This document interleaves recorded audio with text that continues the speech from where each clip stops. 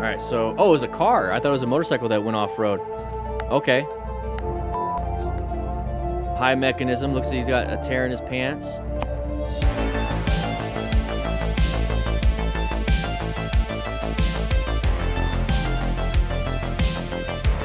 Riding, not too bad. Intersection, orange stage. Whoa!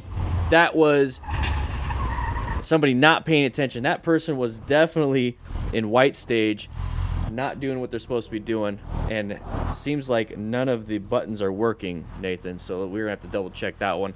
So have fun editing this in post-production. Person's not, oh, they're gonna run. Looks like it was a nice little joyride. Stolen vehicle, taken off, acting like nothing happened. But that could have been easily, you. That could have been easily you getting hit.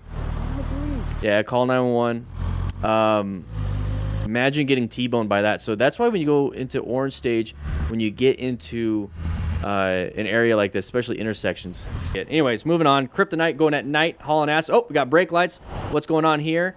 We're slowing down, slowing down. Somebody just went off the side of the road. We panicked over here too. The biker lost control and went into the ditch, causing car directly in front of the biker to slam on brakes.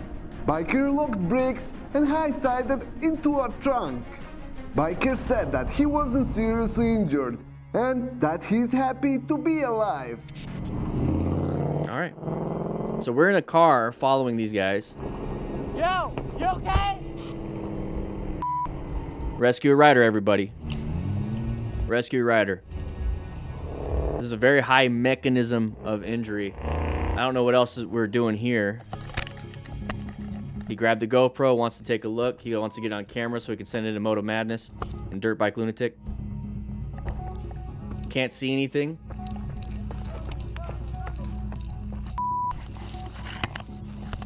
Miss Cindy, you're gonna get in trouble. Stop talking in class. All right, so, oh, it was a car. I thought it was a motorcycle that went off-road. Okay. High mechanism. Looks like he's got a tear in his pants. Around his leg. The motorcycle, oh, that's the motorcyclist. So he did a little high side. It's leaking oil. So we're gonna get through here. And we have a sharp left turn coming up. That's what the sign says. That's what the sign says right there. Sharp left turn. We got brake lights. And we have the lights way up here, and I think that's where the guy crashed. Yeah, he went off the road down there. Look on the far right. So if it went down the road, and this is more of a high-angle rescue at this point. Anything that, I forgot what the degrees are. It's going to be low angle and high angle. It doesn't even take much for a low angle. A low angle rescue would be like going into a retention basin. Like how it's steep like that. That's a low angle rescue. This right here is more of a high angle rescue. So you need TRT to really get a lot of the stuff out. Especially if that person has spinal issues. You got to do it the correct way. So what happened here is that person went down. The car decided to slam the brakes because it panicked, right? But we were hauling ass, right? Let's see. We were hauling ass right behind. We weren't having a good space cushion. A space cushion is absolutely needed in these situations. A little bit tiny. Not something I would be doing. Make sure you have a good space cushion. We have a decent space cushion right here with this. That's a good space cushion. That's how we were able to adjust our own speed when it came to this part. As soon as the brakes hit, we try to hit our brakes so we have good perception reaction, but do we have good total stopping distance? So right now, what's happening, yeah, the person crashed down there, but you can kind of see it because we're filming with a potato, that he's going to start sliding onto that rear tire, and then he actually flipped up and over, and that's what's called a high side crash, okay? A high side is when it's characterized by sudden and violent rotation of the bike around its long axis, the long part of the bike, basically tire to tire, okay? So the rear tire loses traction, skids, and then it grabs traction, boom, flip right over, and you get launched, okay? Not good, not good. And so he hits the back of the trunk, and if we're not wearing gear, yeah. If we're not wearing gear, we're gonna have a massive trauma. Now let's take a look at what happened to the car down here. Now here's the thing: I've been on accidents like this at 6 in the morning, 7 in the morning, and why 6 and 7 in the morning? Because this person out where I was as a firefighter in Yuma, this person crashes at 2 a.m. because they're drunk driving, but nobody sees them. Because the battery gets disconnected or dislodged, so there's no power to the car. It's in the middle of nowhere. It's dark, and you have cars driving down the road. Don't see them until 6, 7 o'clock in the morning when light starts coming up. They're like, oh, crap, there's a car down the road. People going to work, they see it. So we finally get there, and guess what? They're dead. Yeah, this is how serious this is. Stop drinking and riding. Stop drinking and driving. You might not be seen, and you made the mistake.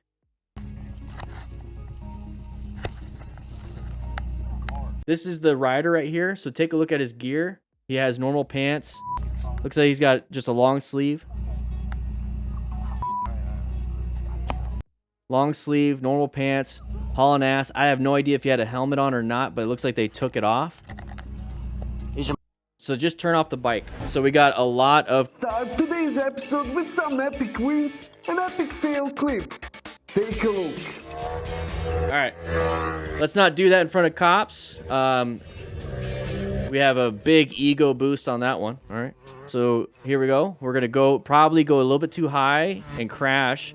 Hopefully he doesn't hit anybody else. No, he just did a good job. All right. What are we doing here, dirt bike lunatic? What is this all about? Oh, there it is. High mechanism. Oh, crush. This right here is a very, very high mechanism. So you got the momentum to go, but then you also have the height. Anything over 7 feet can easily be a fatal fall. This is easily more than 7 feet. This is about 2-3 stories high. So that much speed and momentum, and at least 3 stories high. Imagine jumping off a 3-story building. Just because it's sand doesn't mean it's going to be soft. Okay. Now here's the thing. Where does the force go? It goes straight up into the femurs.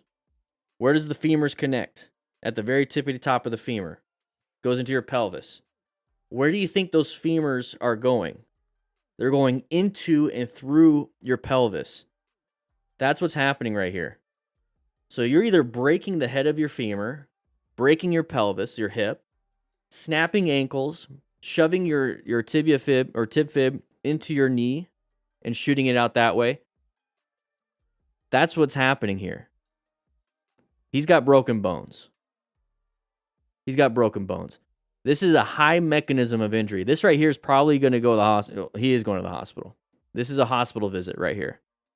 Now imagine being out in the middle of nowhere, which is probably the dunes next to Yuma, Arizona, and doing this. It's a long ride. It's about 45 minutes to an hour just to get to the hospital. And it's probably about 30 to 45 minutes to get from here to where you need to go to get started to go to the hospital. So we're talking about 2-hour turnaround. 2-hour turnaround right here. That much pain, possible bleeding inside your pelvis, internal bleeding. This can be fatal. This can be fatal. High mechanism of injury.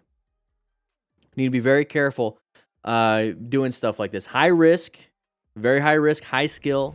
All right, are we gonna do the same thing here? Are we doing it in more of a safe area? Okay, somewhat. Okay, good job landing it, you know. Okay, once again, we're doing it more of a safe area. Oh, no. Not enough speed.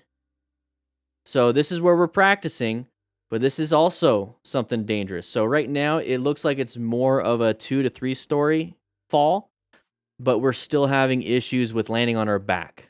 Okay, landing on our back, hopefully no broken bones, but you hear people when they crash like this that they're done for like 2 years and you don't hear about them for a while, like professional riders. You don't hear about them anymore because they have broken backs. This right here is easily a broken back. All right, so we've already talked about this one, so we're just going to power through it. All right, so we're going to go through here, going a little bit too fast. Not supposed to be doing this on the...